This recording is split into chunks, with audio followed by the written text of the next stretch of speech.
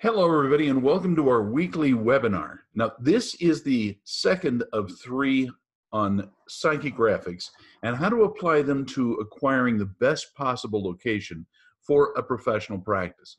Now, last week, I introduced the concept of psychographics. Please understand that what a psychographic is it's like demographics, although it goes much deeper. You might even say you're getting into the brains of people. You're looking at how they make decisions, what they value. Now, the reason that this is so important when it comes to figuring out where to put a practice is that if you know something about the desirability of the population and their likelihood of seeking care from you, it's going to be a much better location. Unfortunately, what a lot of people are doing right now is they go to a demographer who will give them the ratio of dentists or physicians or optometrists per population. And you'll assume, well, look, if there's nobody out there that's competing with me, it's a good location. Well, it's not. The point that I'm trying to make here is we have to go beyond the idea of simply a ratio. And that's what last week's episode was about. Right now, what I want to talk to you about is the desirability of the people based upon what they want and need, because that's ultimately what a psychographic measures. It is looking at what people have already expressed that they want and need and have, and what they're looking for in a professional practice like yours. Yes, it matters for a dentist if a person is likely to seek care. And therefore, if there are a lot of people who want dental care, this is a good location for you to go, and tends to mitigate significantly the impact upon lots of competing practices in the area. The same thing's true of veterinary medicine. Not everybody wants the same services for their pets in the same way, and the same thing is true of optometric or medical or pediatric services. That's what this is all about. Now, let me share my screen and go through a very short PowerPoint presentation with you, or at least use these slides to show you what I mean.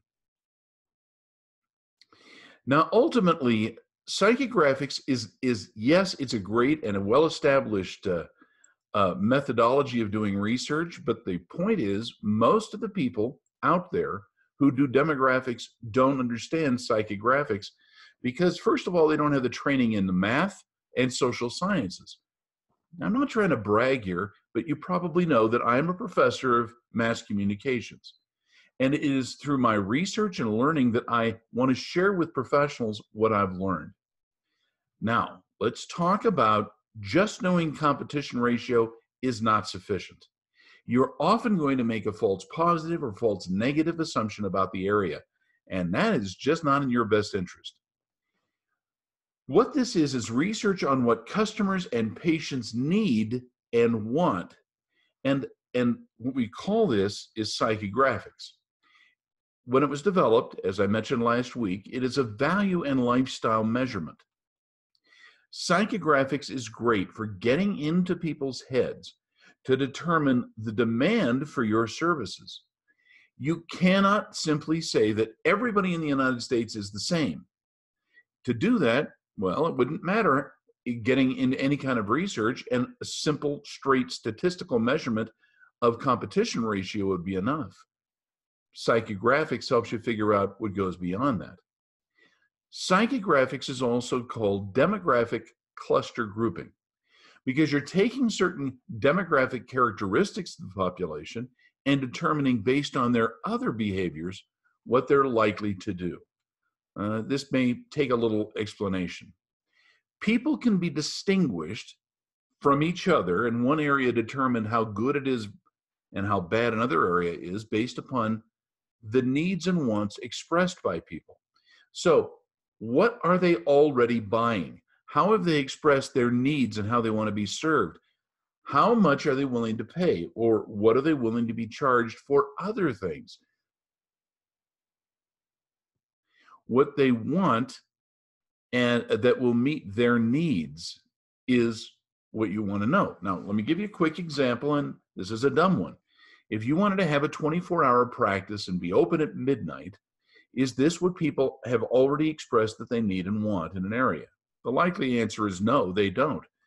but the potential exists there may be some areas that do want 24-hour care from the kinds of services that you offer. Psychographics would tell you if that's true or not. A simple demographic information won't. They also are characteristics of their demand and why, in other words, they buy what they do. Pride of ownership, luxury, convenience, excitement, security, fear of making risks. You see, there are lots of reasons why people do things. That's why it's called a values study. Now, people usually will cluster themselves into groups based upon other things that they need and want. I'll give you an obvious example of the people who live in your neighborhood. The people who live in your neighborhood make, generally speaking, close to the same amount of money. They want to have usually a rental apartment, or they want to have a home, or they want to have a place that can accommodate large families or very small families. But they'll tend to put themselves in a geographic area where other people have made similar decisions. And in that way, they're clustering. This same thing is true of employment. In fact, people will tend to put themselves in an environment where other people are doing much the same thing that they do for a living. They will also have similar educational attainment. I mean, people who are college graduates usually will hang together, and people who are not will tend to hang together. You get the idea? Even what they do for fun, recreation, is similar. And so what you want to do is to find out as much as you can, not just about your narrow practice services, but also what other services people in the area are needing, wanting, and using. That's where a value and lifestyle study, or a psychographic profile, will really help you. Now, I use Tapestry, which is put out by ESRI or Esri. It's a large market research firm. There are several, by the way. This isn't the only one. It's the one I like. And I'm bringing this up because it's so well researched. They have 14 life modes. Now, what they refer to that, it's a little more ham-fisted. Are these rich people, poor people, well-educated people, big families, small families? And they've got about 14 general categories of these people. Within those 14 categories, there are 67 psychographic or lifestyle groups. When you're doing a report with us, I'll actually tell you which groups are dominant, and also something about those groups to say, are they likely to want and need what we're offering? So you see, you start off with a life mode, then you look at the psychographic groups. I mean, this is how we as researchers do it.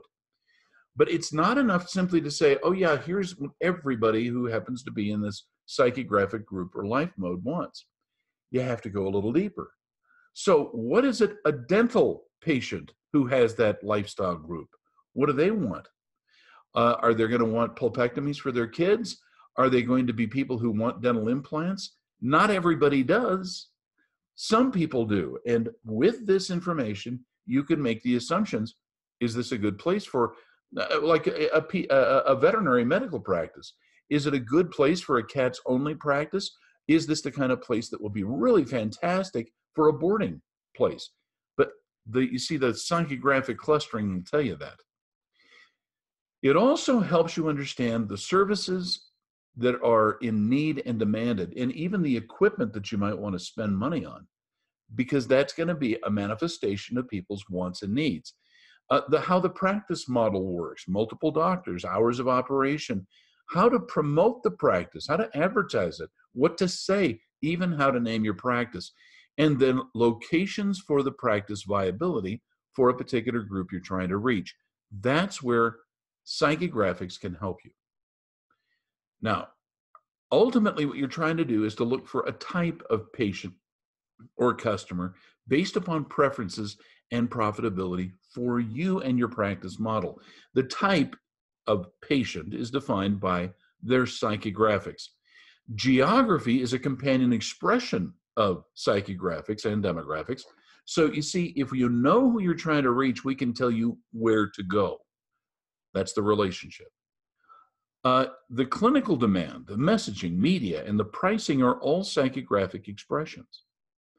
So the more you know about the people, their wants, needs, and lifestyles, the better you can be in matching their needs.